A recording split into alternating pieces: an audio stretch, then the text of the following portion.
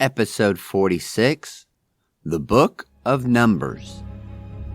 The Book of Numbers is a historical book that follows the journey of the Israelites from Mount Sinai to the border of the Promised Land. However, because of their disobedience, they were not allowed to enter that Promised Land. Instead, a whole generation would die off walking around in the wilderness. Welcome to the history of the Bible. In the last episode, we concluded the book of Leviticus, the covenant between God and the Israelites. Although that was the main part of the agreement, multiple times throughout the next couple of books of the Bible, it will continue to refer to the law and the commandments. The reason that the book of Numbers is called Numbers is because of the Greek translation of the Old Testament. The Greek word for the translation of the book is Numbers. However, the Hebrew translation of the book, which is a better fitting description of the book, means in the wilderness. Even though the book talks about the number of Israelites when it takes its first two census in the book, it is about the Israelites and the time in the wilderness, or more, of how they came to the point of wandering around in the wilderness. But even the two censuses that are taken and the results of the amount of people in each tribe of Israel are debated.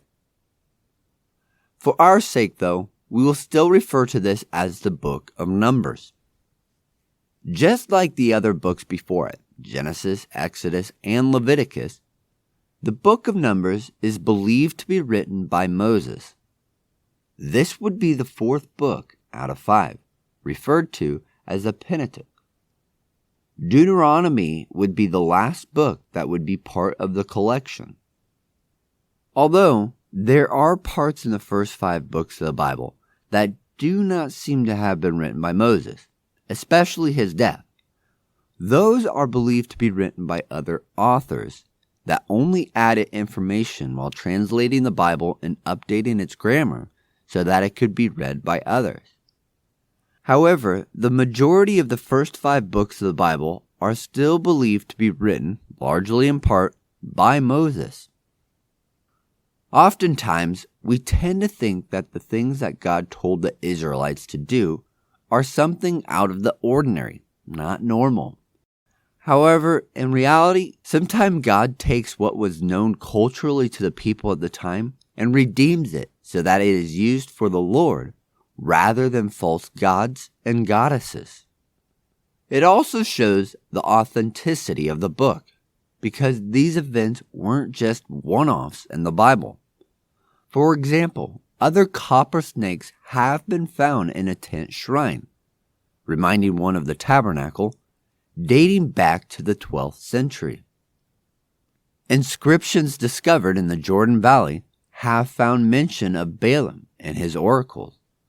The same boundaries called out for the land of Canaan correspond with the boundaries that existed in Egyptian texts dating back to the time between the 13th and the 15th centuries. Even the way that the Lord set up the Israelites to march, according to their clans, is similar to the Egyptians. All these things will be looked at in the following episodes as we look at the book of Numbers. The main theme of the book is the gradual fulfillment of the promises that were originally made to Abraham and his descendants. The Lord is always with the Israelites, as we'll see, but the continued disbelief by the Israelites would cause the death of a whole generation and a 40-year delay in entering the Promised Land. Those promises that were made to Abraham were that they would be given the land to call their own. Many descendants, as many as the sands on the shores, a covenant relationship with God, as well as being a nation that is a blessing to the surrounding nations. The book of Numbers covers the history of the Israelites. Thus, it would be considered a historical book, as it begins with the Israelites preparing to leave Mount Sinai and head to the promised land. Although it mostly has the story being told of the journey from one location to another, an occasional collection of laws is given to help direct the Israelites. To address the name of why the book is called Numbers in Greek, there are two censuses that are taken during the time period that the Israelites traveled from Mount Sinai to the border of Canaan. However, there has been much debate regarding the numbers and the accuracy of them. As we'll come to see, the number of warriors within Israel is numbered to be 603,550 men between the ages of 20 and 60. This does not include the Levites, women, children, or males under 20 and above 60. That would roughly put the total of the whole nation around 2 million people. The issue with this is, for most scholars, it is difficult to imagine almost 2 million people being sustained in the wilderness for 40 years. However, it does need to be remembered that God was the one who provided for them. Second, there have been discoveries that just after the period of the Exodus, the land of Canaan was well below 3 million in its population.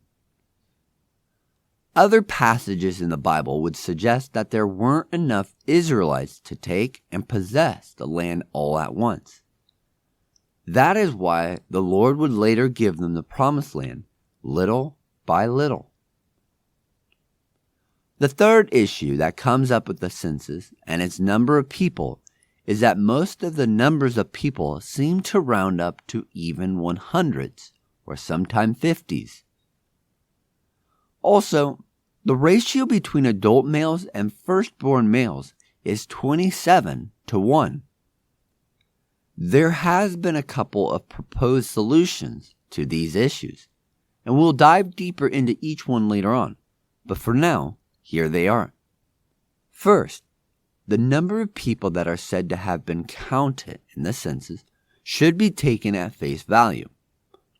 This would mean that all 2 million people were sustained in the wilderness. This isn't to say that God couldn't have sustained all those people. Whether it was for 2 million or any amount that was less, it was still a miracle.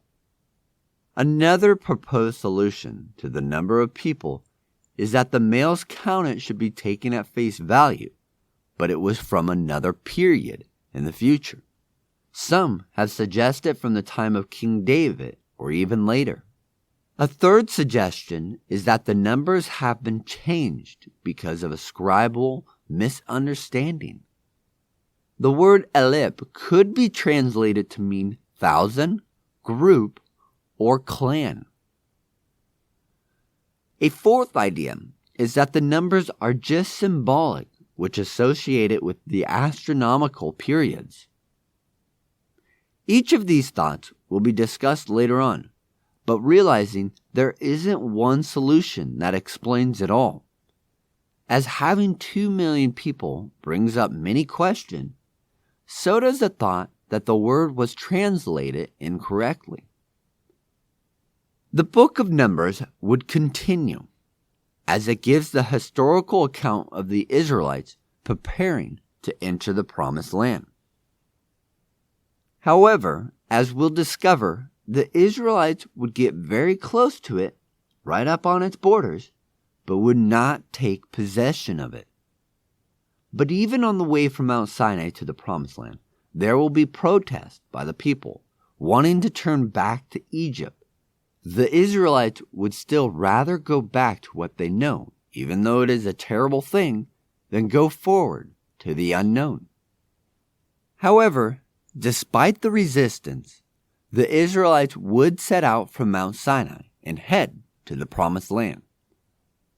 But a journey that should have taken no more than a couple of weeks, if not months, took 40 years.